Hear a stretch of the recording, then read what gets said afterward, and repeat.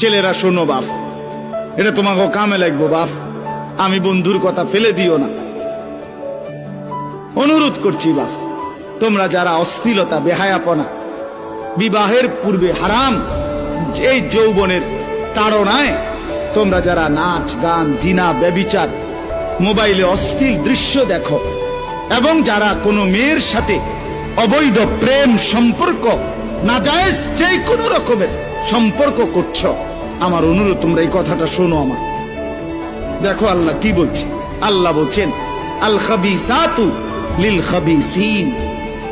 আল্লাহ বলে চরিত্রহীন খবিশ যেই পুরুষ, আল্লাহ বলেন আমি আল্লাহ বলছি, তুই মনে রাখিস বন্ধু, এ কথাটা মনে রাখো। এক ক্ষণিকের বন্ধু দুনিয়াতে সঙ্গী দুই রকমের। কিছু তো ক্ষণিকের সঙ্গী, স্কুলের ক্লাসমেট, এই স্কুল বদলা এলে এরা নাই, কথা বলে না। কলেজ বদলা এলে এরা নাই, কর্মস্থল বদলাইয়া ফেললে এরা নাই। কিন্তু স্ত্রী দুনিয়ার মধ্যে একজন সঙ্গী, এই সঙ্গী কিন্তু দীর্ঘমেয়াদী দুনিয়াতে, ঠিক কি না বলেন?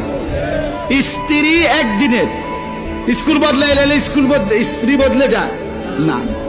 স্ত্রী বিবি দুনিয়ার মধ্যে দীর্ঘমেয়াদী সঙ্গী, মৃত্যু পর্যন্ত সঙ্গিনী।